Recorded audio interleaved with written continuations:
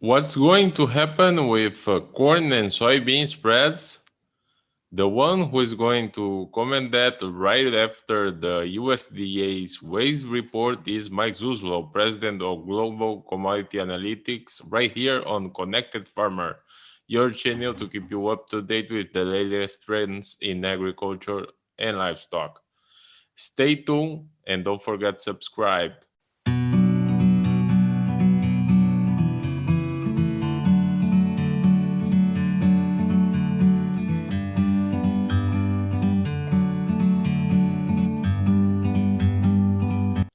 So, Mike, how are you today? It seems that the waste report came accordingly with what you expected, and I want to ask you right away what's going to happen with corn and soybean spreads. Yeah, I think the report in terms of the wheat and the spring wheat crop, especially Luis, was what I'd been waiting on because, I think the trade maybe had forgotten or didn't think it was that important that we had not gotten any expectations from USDA for the 21 spring wheat crop or the Durham wheat crop either. And so we had just been going along with an over 50 bushel national yield in all wheat without having about 30 to 35% of the wheat production that we produce here in the United States. Between the spring wheat and the durum, it can get up there around 30, 32, 35% of the total wheat production. And so we got those first numbers yesterday by the USDA, as you say in the WASDE report. And it was worse than I thought it would be because they took the yields down so dramatically in just 1 month, and they went down to just under a 31 bushel yield. And I have to say, it's such a tragedy what looks to be unfolding in the plain states and in the western Pacific Northwest, where a lot of the white wheat is grown.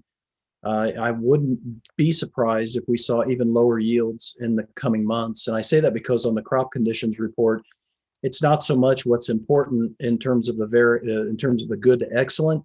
It's really about the very poor now, because we know the crop is bad. How bad is it and how quickly is it going down?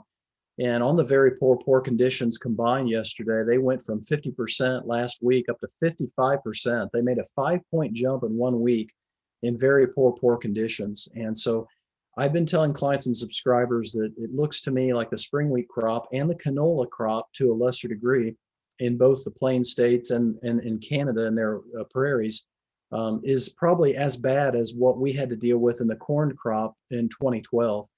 And so I think this was the necessary element to get the wheat from a feed grain back into the short side of the market and a comfortable mindset by the trade back to we're very tight globally. And the world ending stocks of wheat showed that by going down, I believe, 8 million tons just in 1 month from July, yesterday's report to the June report. We lost 8 million tons of wheat in ending stocks. And so now I think that puts a whole new kind of spin or emphasis on the corn market. It's not all about weather anymore. It's about the wheat and the weather, and not just the US weather, but the Chinese weather, which is very wet. And they're looking at some substantial flooding in their corn and bean provinces of Northwest China. Obviously, the Baltic and European wheat and corn crops are an issue. SoVecon just came out today before we went on the air, and they cut their wheat crop by enough that it's now 3 million tons below USDA's forecast that we just got yesterday. So wheat is back on the table, in my opinion, as being a supportive feature for the corn. Now, to answer your question, that should be only good for the bull spread in the corn market. And what we saw in the July corn in the Tuesday trade, I think, was indicative of the market realizing we need to ration corn again between the domestic consumer and the export consumer and end use.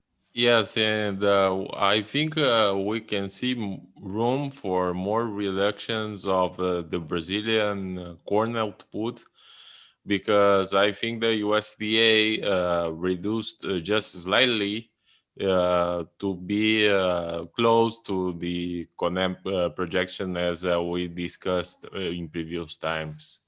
Yeah, they went from 98 and a half down to about 93. It's a pretty big cut for USDA, but I'm like you, and obviously you helped me a lot with what's going on in South America between our dialogue and what you find out for me, and it's very useful information. I really appreciate it. But besides that, I think the history would suggest if the second crop corn, the safrinha corn crop, gets hit, because it's such a large percentage of the total production. I mean, we were talking upwards of 70% of the total production being just the second crop corn this year. And that was mainly because we had such a poor first crop planting. A lot rested on the second crop to really perform well to get the Brazilian crop up to that 98, 100 million metric ton level. And I think this is where a sub 90 million ton crop would not surprise me at all. And I'm glad to see this happening now, because it's really important as the July gets ready to go off the board. It's going to go off the board on the 14th of July. So the July futures goes off the board. The cash price here in the United States is running $1 to $1.10 over. And so it's up there with the July futures still off the September bid. And that would suggest that we're going to have a weekly gap above the September market on the weekly chart, and that the September would need to probably go up to that level. Well, we're going to find that out here in the next day and a half or so, and see, what the export sales are this week, and then see how July expires, and maybe give us a chance then. And this is really important for the listener and the viewer. Maybe give us a chance then for the December corn to fill its gap up around 573 and a quarter.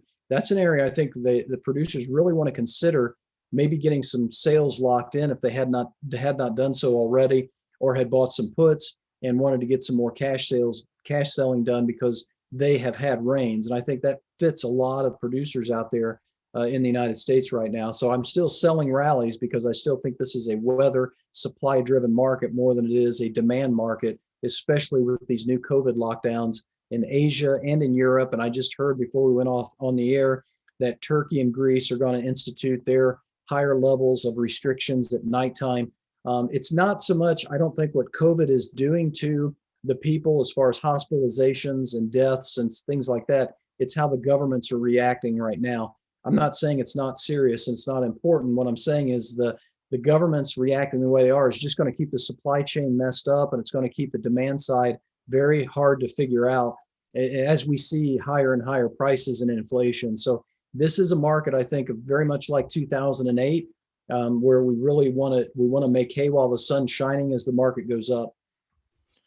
Yes, and how I want you to go further in this analysis about hedging right now, because I look at the corn futures price, and I see that if you sell with deliveries for the end of this year or early next year, you are getting a worse price. Yeah, this is a really good point, because that's the difference between the spread that we're dealing with as far as tight supplies right now versus what the market's betting on and anticipating coming in the fall. And I would throw it to you this way and look at it from this angle as well, which I think adds to your point. USDA came down 10 cents on their average corn price to 560. That wasn't a big drop, and they're still running almost a 15 billion bushel total demand number.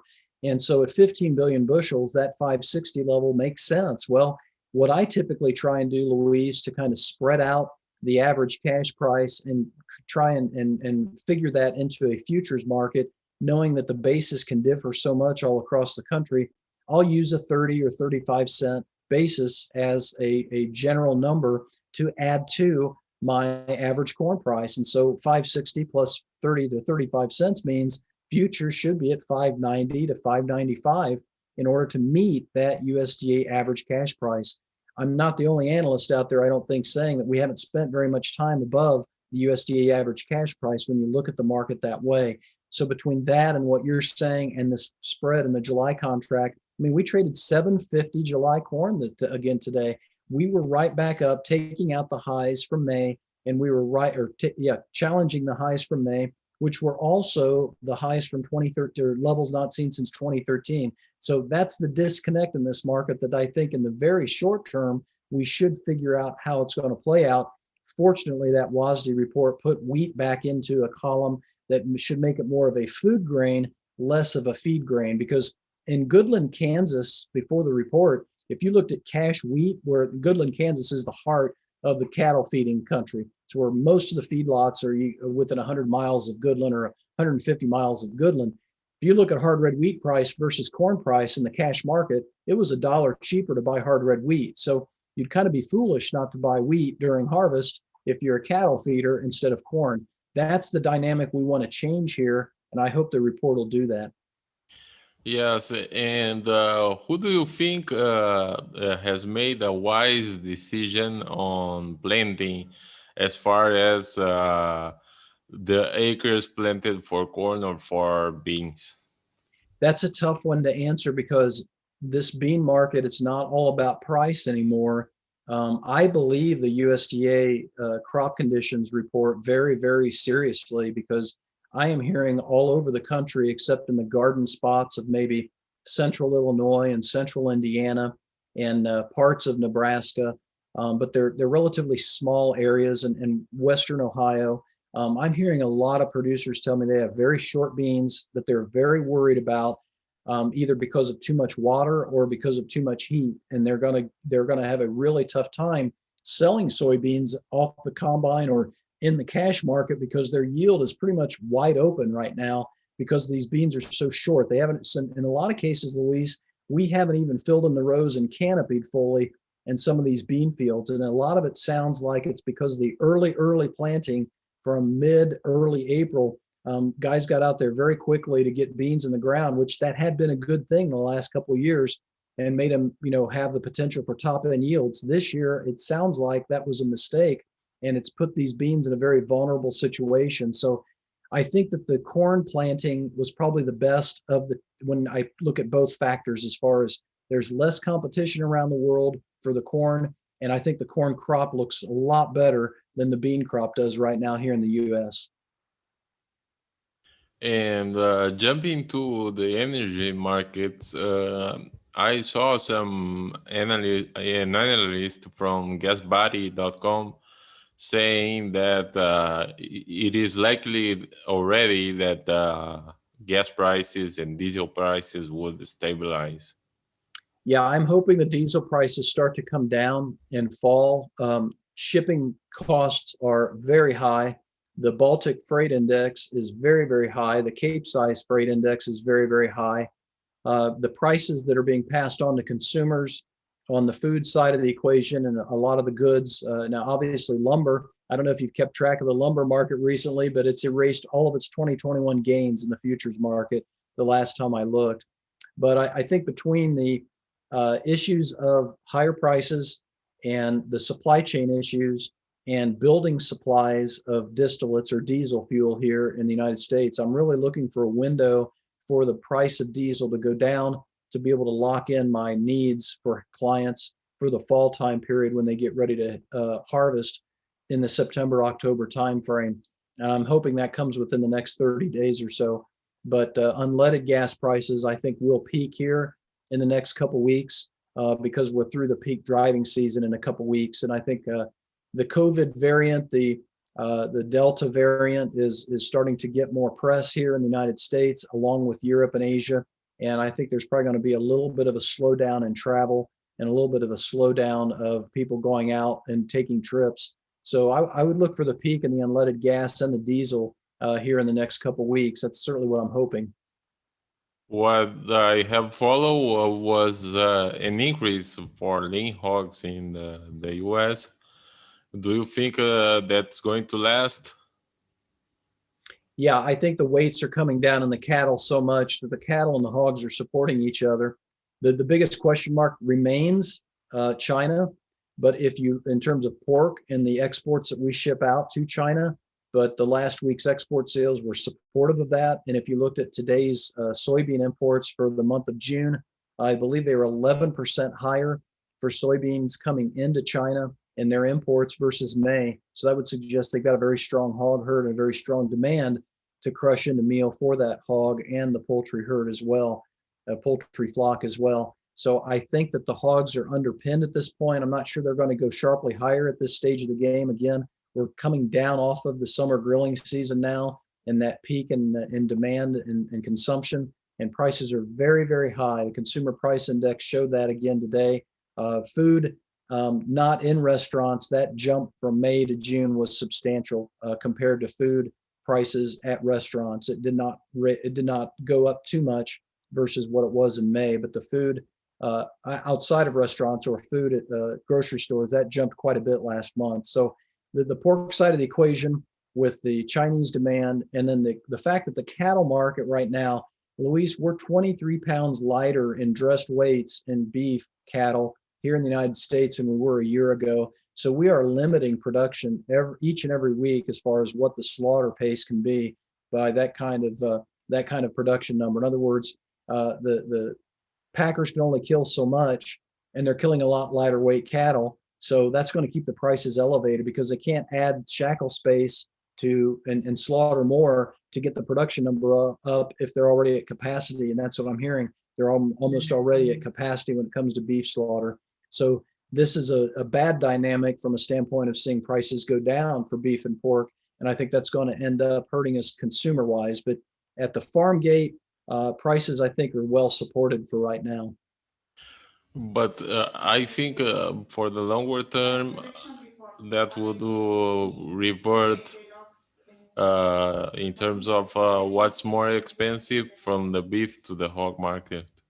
Yeah, I think that's already happening. I think that's partly why I think the hog market is underpinned right now on the retail sector. It's a high price, but it's not nearly as high as what we're looking at for beef. There was a new restaurant that opened here in Atchison. We're all excited about it in the city. And we got the menu prices and we're not so excited. We're still excited, but not as much. But a strip steak is going to be almost $50. And I think I told you last week down in Kansas City, a strip steak was going for at least $50. And the chef decided to pull it off the menu. So these are the kind of things that will catch up to us eventually. The fortunate side is that the supply is falling as fast as the demand right now because these dressed weights are coming down so rapidly. And I think that's only going to continue because of the drought in the north and then the higher corn prices that we're going to probably see until we get to this year's harvest. With the drought in the western part of the United States, what are the products that are most affected? Oh, I see what you mean. Yeah, I mean, the fruits and vegetables are going to be really hurt. As far as the grains go, I think it's still very focused on the wheat. A lot of white wheat is planted, and a lot of specialty wheat is planted in the Pacific Northwest where the drought is the worst. You know, you look at Montana and Washington and go all the way across to North Dakota, and then you go north into the Canadian prairies. That's a lot of the specialty wheat, the bread type wheat. It's going to be very difficult for I think it's going to be difficult for protein this year to find enough protein. And I think that's where maybe, just maybe, some of this wheat that maybe would have been classified as feed wheat can be blended into getting it up to a food grade status because the food grade wheat is going to be so tight in supply as far as the protein levels for bread and cookies and things like that. So that's a question mark right now as far as how high can wheat take us, because this does seem like similar pathway of 2008, 2009, 2010 time period for spring wheat, and how it pulled the soft red wheat up and it pulled the hard red wheat up for a time, but then the other two started to go back down again. So I think the clock is ticking as far as the wheat being able to help the spring wheat being able to help the other complexes, and therefore being able to help the corn market go higher as well. What we need at this point is weather to continue to keep the trend line yield down on corn. And then the trade starts to talk about the 179.5 yield for the national average being too high. That's what I'd like to see starting to be reported in the next 3 weeks. All right. Thank you, Mr. Mike. Thank you, Luis. Have a great week.